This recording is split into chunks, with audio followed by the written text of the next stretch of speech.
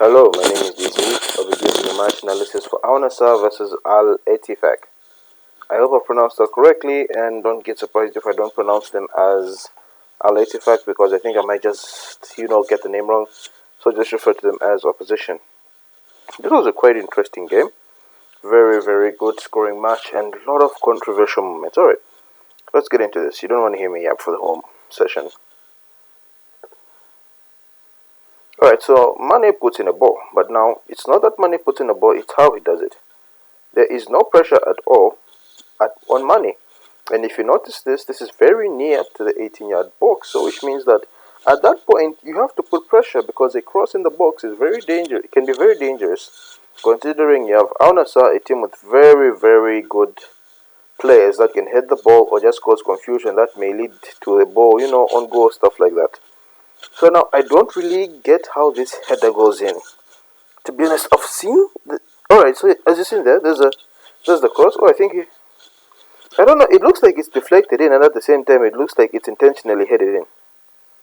And now look, you don't give Sadio Mane this amount of space. I mean, he has too much space to put in the cross. He's way too comfortable. The fact that he was able to, step on the ball, look up and then put in the cross, he was given way too much time. And then here, player, what's that? Yeah, running in the box.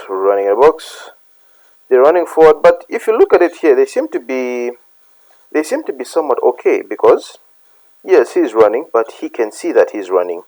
He's running, but also there's someone near him. He's on him. He's right on him. So let's try and pause play to see how this. Oh wait, I've made a mistake. All right, so when I use the mouse, so it kind of like zoomed out. So I'll use the keypad. Alright, so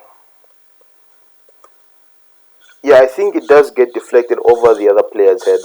And I think maybe if he budged slightly into his shoulder, like shoulder budge, maybe this goal wouldn't have happened, but it's one of those that, yeah, it happened. Alright, so this is a very good pass. It's offside, but the fact that he had the vision to pull out that pass says something. Because here, this is where he is. He makes the pass very, very, very well. Here, he takes it to the side. That's a good finish, but I do feel he should not be letting that into the net. I think it goes under his foot, but I do feel he should be getting a leg to that. It should be hitting a part of his body, not just going straight through. It was assumed that it was offside and that it was, he was offside. But now this rule sometimes it's funny because I don't know the specific rule. So the rule states if the ball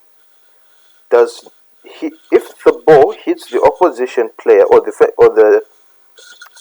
if it hits the leg or body or whatever of the players that are defending, the attack, like the defending team, it will be considered as a touch in play, and which means that it's onside since that it's touched the opposition before it goes to the attacking team. But in other cases, it says that it has to be a intentional touch. So the rules change so much that I'm not sure whether they're using the one whereby, I don't know if at first they're using the one whereby the touch has to be intentional, or they're using the other one whereby as long as it touches the player, it doesn't matter whether it's intentional or not. So that causes some, spark for debate. But like I've said, I'm not too sure because the rules are always changing. But otherwise, good on Wijnaldum, who is a defensive mid, takes it around the keeper and scores. Yeah, this is the goal that he does give. But shout out to that player that made the pass, because look where he is and look at where the pass is made. It does hit the player, yes, but this is still a very good pass.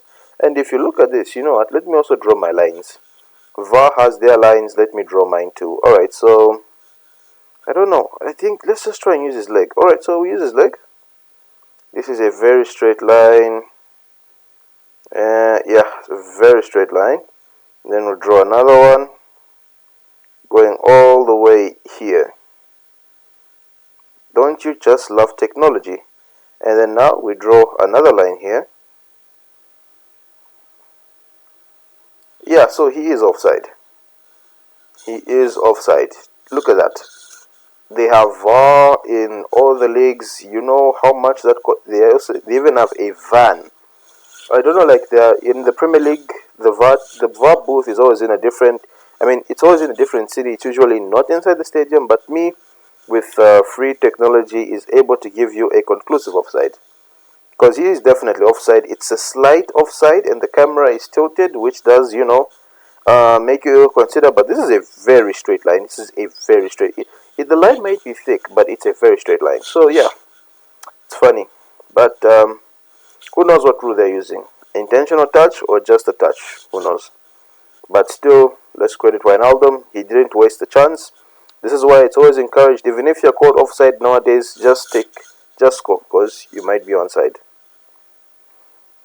Now this is much more suspicious, because as the corner comes in, right? Everyone is here. Okay, most of the players are here. So you have 1, you have 2, you have 3, you have 4. Please don't mind my drawing. You have 5, you have 6. You have a player near the D. This is very good in case it went here and the player had a free shot. But the fact that you have a player of this stature, very tall, looks very athletic, you left him alone for the header and there's no one near him is very worrying. Because, let's do this. This one I learned from a man named Cash. Alright, so it's not the straightest of lines, but it's good enough to give you a perspective. It's good enough to give you a perspective. So in this middle of the park, 1, 2, 3, 4 players. You have 1 here, and then you have a 2. In fact, in this particular situation, this is practically a 2-on-1 situation. So you have oh my goodness, you have most of the players protecting the middle of the goal, but they've left this part open, which means it is very vulnerable to headers. And yes, it might be a good distance away from goal, but there are just some people that can head the ball very well. And yeah, Ettifaq fell victim to this. Because that's it. Like, look, in fact, that's not even a 2-on-1. I made a mistake. He is all alone. Because everyone have moved back. If this was a set piece, maybe I can understand, because as the ball is coming in, the players would be jumbled here. But this is a corner. Well, a set piece is a corner, but you know what I mean. Like, it's like at an angle, the corner, and then free kicks can be different. But the corner is always the same. There should be at least someone marking him. There should be a player that is tied to him. You don't let a player get a free shot, get a free header like this, and maybe the keeper could have done better. Alright, so I'll let Ettifaq on the counter here. He pushes the ball, and you feel sorry. You feel sorry because we all know that that touch wasn't intentional. But the funny thing is that Al Nassr in this particular case have the advantage. Let me use this other one. You draw a straight line. This is somewhat a straight line. The camera is tilted, okay? You know what, let me draw it a bit further behind so that I can compensate for that. Yeah, you've seen how straight the line is? It's matching up exactly with the lines on the pitch. Alright, so in this case you have a 3-on-5. You have a 3-on-5. This should be something that could be dealt with. But where does it all go wrong? That's where you start to ask questions. Because he manages to run up to here, which in this case the defense have done a good job. They've given him a very tight angle to work with. He can't really pass to his teammate because at this point in time there wouldn't be a lot of players in the box, but let's just continue running it. Yeah, because the defense here does actually a very good job except for this. He's all alone unmarked, but there is a player close so he could deal with that. But he's in the middle of the park, and maybe he didn't have to take that touch. I don't know, but I just feel it was okay. I just feel maybe there could have been a difference. Even if he took it out for a corner, I would have no problem. But okay, it's one of those that's difficult to explain because he's trying. But if you look to your shoulder, maybe he would have seen his teammate that would have been able to intercept that and maybe just kick it out. But you do feel sorry for him. And the keeper, does he really need to push out for that though? You asked, but you do feel sorry for the defender. Because here, they actually do the right thing. Okay, maybe if he maybe pushed back a bit in order to cover this run that's being made from the other Ettifaq player here, But at this point, it's too late. But ish, yeah, I get it. I get it. He is trying to cut out this pass here, and then there is a play here, so maybe he could have gotten a last-minute touch, but he thought safety first, and yeah, it hurts. All right, so oof, what type of skill did that man do? Let's pause that. Look at that. He lunges in for the tackle. Poof. Okay, that's great skill. You have to admire that. Ettifaq here, he takes a shot. Does not go in. The keeper was very good in this match. All right, cross comes in. Player is making a run. Keeper a bit too forward, but he makes a save. The keeper was brilliant in this match. Maybe he could have been given man of the match even if he lost, but he made a lot of crucial saves. What I do like here is the touches and the plays. He traps it, lays it to the path of his teammate. He acknowledges the run here. This guy here, he's playing everyone offside. I think this is number 83. He takes it, takes a touch, and then what he does is that he draws out the defenders because they're all moving. That way, which frees up space for Wijnaldum not only to receive the ball. Not only to receive, takes a touch, scores last minute of the game. That's even more painful. Wijnaldum. I just remember this guy being very good as a defensive mid for Liverpool. I did not know that he had this type of goal scoring ability. Kudos to Wijnaldum. And this is the red card. That's the red card. You know what? Alright. Let me draw it out for you. Alright. Also, I thought I pressed the other button. I thought I pressed the other feature. Alright, and I had drawn such a good box. Oh no. What have I done? Oh yeah. Let me just do this again.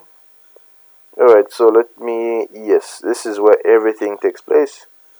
Oh yeah, this was what I intended to press at first. And if you're telling me this is a red card, the game has gone extremely soft. If that's a straight red, the game has gone soft. He does hit him in the head, but it's very, very soft. It's just like a light tap. And that guy, that's a dive if I've seen. I would rather, because it's very infuriating to be honest. Because John Duran, I understand is frustrated. You're not supposed to put your hands on another player like that. But this is still so soft. I mean, come on. Ronaldo was frustrated, and he's right. Come on, game's gone soft. That should never be a straight red card. Even Jerome if that's a straight red card, then I don't know. But yeah, I heard Ronaldo was very upset. I don't blame him. And yeah, that was the highlights for Al Nassr versus Al Ettifaq. What a brilliant game, but that red card, that was... Game's gone extremely soft. That should never be a red card. Just a talking to, but not a red card. And the player that dived, come on, be more honest. Otherwise, that's been my match analysis. Don't forget to like, share, and subscribe. And I will see you in the next match analysis.